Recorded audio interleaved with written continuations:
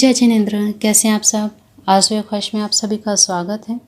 भादों का महीना शुरू हो गया है और साथ ही भादों महीने में जो भी विशेष त्यौहार हैं शुरू हो चुके हैं। आज हम बात करेंगे बहुला चतुर्थी की। सबसे पहले आपको बता दें बहुला चतुर्थी कब लग रही है और कब से कब तक है।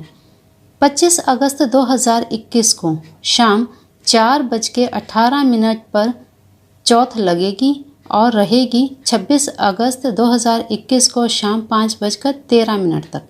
तो जो भी महिलाएं बहुला चौथ का व्रत रखती हैं 25 अगस्त को ही ये व्रत रखा जाएगा। तो चलिए आइए जानते हैं बहुला चौथ कैसे मनाई जाती है और क्या व्रत कथा है, क्या पूजन विधि है। सारी जानकारी इस वीडियो के माध्यम से आपको मिलने वाली है, तो वीडियो के अंत तक बने रहिएगा। चलिए आज का वीडियो शुरू करते हैं। भाद्रपद मास के कृष्ण पक्ष की चतुर्थी बहुला चतुर्थी या बहुला चौथ कहलाती है। इस व्रत को पुत्रवती स्त्रियां पुत्रों की रक्षा के लिए करती हैं। यह गौ पूजा का पर्व है, सत्य वचन की मर्यादा का पर्व है। माता की भांति अपना दूध पिलाकर गाय मनुष्य की रक्षा करती है। उसी कृतज्ञता के भाव से इस व्रत को सभी महिलाओं को करना चाहिए। यह व्रत संतान का दाता है, संतान प्राप्ति का दाता है, ऐश्वर्य को बढ़ाने वाला है। इस व्रत का क्या विधान है, चलिए जान लेते हैं। इस दिन गाय के दूध से बनी हुई कोई भी सामग्री नहीं खानी चाहिए। इस बात का विशेष ध्यान रखें। गाय के दूध पर उसके बछड़े का अधिकार समझना चाहिए। इसीलिए इस दिन गाय के दूध से बनी हुई कोई भी वस्तु नहीं खानी चाहिए, कोई सामग्री नहीं खानी चाहिए। इस दिन भर व्रत करके संध्या के समय सवत्सा गौ की पूजा की जाती है। कुल्हड़ पर पपड़ी आदि रख कर भोग लगाया जाता है। पूजन के बाद उसी का भोजन किया जाता है और व्रत का पालन किया जाता है। पूजन के बाद इस दिए हुए श्लोक का पाठ किया जाता है। तो पूजन के बाद इस व्रत की कथा भी सुननी चाहिए, जो आपको अब आगे सुनाने जा रही हूँ। तो ध्यान पूर्वक कथा को सुनिए, श्रवण कीजिए।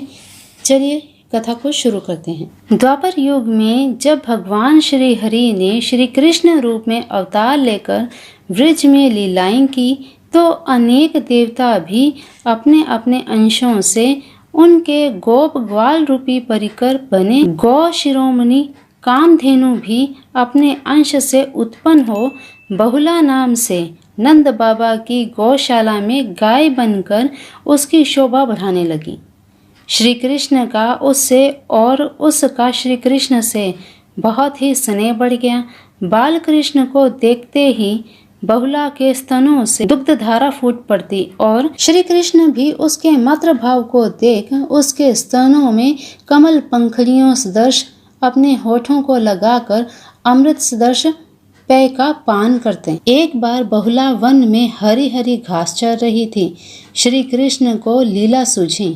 उन्होंने माया से सिंह का, शेर का रूप धारण कर लिया। भयभीत बहुला थर थर कांपने लगी।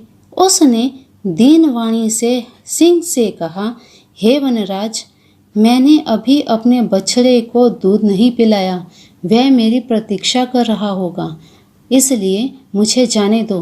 मैं दूध पिलाकर तुम्हारे पास आ जाऊंगी, तुम मुझे खा लेना। सिंह ने कहा, मृत्युपाश में फंसे जीव को छोड़ देने पर उसके पुनः वापस लौटकर आने का क्या विश्वास। निरुपाय हो बहुला ने जब सत्य और धर्म की शपथ ली, तब सिंह ने उसे छोड़ दिया।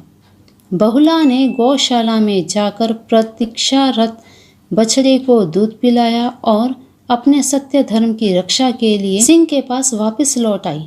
उसे देख सिंह बने श्री कृष्ण प्रकट हो गए और बोले, बहुले, यह तेरी परीक्षा ही थी। तू अपने सत्य धर्म पर दृढ़ रही, अतः इसके प्रभाव से घर घर तेरा पूजन होगा और तू गौ माता के नाम से पुकारी जाएगी। बहुला अपने घर लौट आई और अपने वत्स के साथ आनंद से रहने लगी। इस व्रत का उद्देश्य ये है कि हमें सत्य प्रतिज्ञा होना चाहिए। उपयुक्त कथा में सत्य की महिमा कही गई है। इस व्रत का पालन करने वालों को भी सत्य धर्म का पालन करना चाहिए।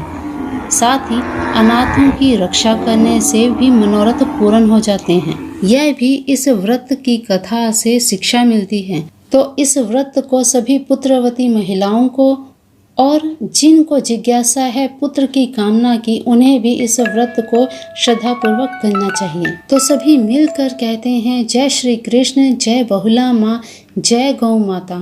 तो सभी आनंद पूर्वक इस विशेष व्रत को कीजिए और अपने संतान की रक्षा कीजिए और इस वीडियो को ज़्यादा से ज़्यादा शेयर कीजिए ताकि सभी इस पुण्यशाली व्रत को करें और अपनी संतान की रक्षा करें। तो चलिए अभी के लिए देते हैं विराम। मिलते हैं फिर एक नई वीडियो में नई जानकारी के साथ। तब तक के लिए अपना ध्यान रखिए, मस्त रहिए, स्वस्थ रहिए।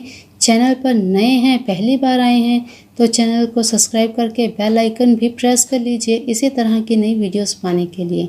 तो अभी के लिए देते हैं वाणी को विराम। जय जिनेंद्र।